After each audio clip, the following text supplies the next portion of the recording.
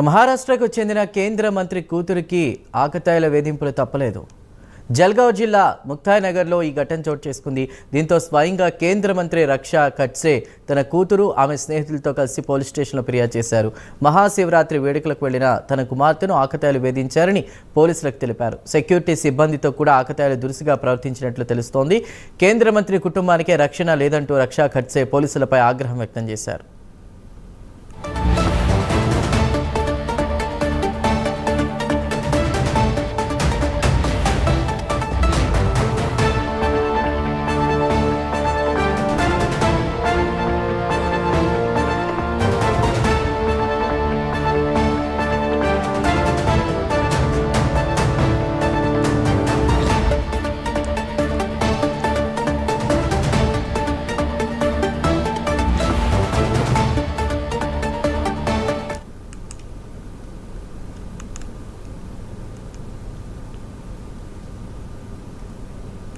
మహారాష్ట్రకు చెందిన కేంద్ర మంత్రి కూతురికి కూడా ఆకతాయిల వేధింపులు తప్పలేదు. జల్గావ్ జిల్లా ముక్తాయ్ నగర్లో ఈ ఘటన చోటు చేసుకుంది. దీనిపై మరిన్ని వివరాలు మా ప్రతినిధి రవికృష్ణ అందిస్తారు. రవికృష్ణ, ఆఖరికి కేంద్ర మంత్రి కుమార్తెకు కూడా ఆకతాయిల వేధింపులు అయితే తప్పలేదు. ఎవరైతే ఈ కేంద్ర మంత్రి అయినటువంటి రక్షా ఖడ్సే ఉన్నాడో ఆ రక్షా ఖడ్సే కుమార్తె మహాశివరాత్రి సందర్భంగా కూడా అక్కడ ఉన్నటువంటి స్థానికంగా ఉన్నటువంటి జల్గావ్ జిల్లా ముక్తాయ్ నగర్ లో సంత్ ముక్తాయ్ అనేటువంటి ఒక కార్యక్రమం నిర్వహిస్తూ ఉంటారు. ఆ కార్యక్రమానికి ఆమెతో పాటుగా కూడా ఆమె ఫ్రెండ్స్ కూడా వెళ్ళినటువంటి పరిస్థితి. వాళ్ళతో పాటు వాళ్ళ సెక్యూరిటీ సిబ్బంది కూడా ఉన్నారు. ఈ సందర్భంలో అక్కడ సంత్ ముక్తాయ్ కార్యక్రమంలో పాల్గొని ఉన్నటువంటి సందర్భంలో అక్కడ కొంతమంది ఆకతాయిలు అయితే వాళ్ళని వేధించడం బిగిన్ చేశారు. ఈ వేధింపులు చూసినటువంటి సెక్యూరిటీ సిబ్బంది అయితే వాళ్ళని నివారించేందుకు ప్రయత్నిస్తే వాళ్ళ మీద సెక్యూరిటీ సిబ్బంది మీద దాడి చేయడం కూడా జరిగింది. దీంతో ఒక్కసారిగా కూడా ఈ వార్త ఏదైతే ఉందో ఇదైతే మాత్రం హాట్ టాపిక్ గా మారింది. తర్వాత రక్షా ఖడ్సే ఎవరైతే కేంద్ర మంత్రి ఉన్నారో ఆయన గుజరాత్ నుంచి తిరిగి వచ్చిన తర్వాత తన కుమార్తె ఆ విషయాన్ని తెలియజేయడంతో ఒక్కసారిగా కూడా ఆయన ఆగ్రహానికి లోని తన కుమార్తెని అదేవిధంగా కూడా ఆమె స్నేహితులతో కలిసి పోలీస్ స్టేషన్ లో కంప్లైంట్ కూడా ఇవ్వడం జరిగింది. ఇది గమనించినటువంటి ఎవరైతే అక్కడ కాంగ్రెస్ కి సంబంధించినటువంటి నాయకులు ఉన్నారో వాళ్ళు అయితే మాత్రం డబుల్ ఇంజిన్ సర్కార్ లో మంత్రి కుమార్తెకి రక్షణ లేకుండా పోయింది, ఇంకా సామాన్య పరిస్థితి వాళ్ళు చెప్పినటువంటి పరిస్థితి.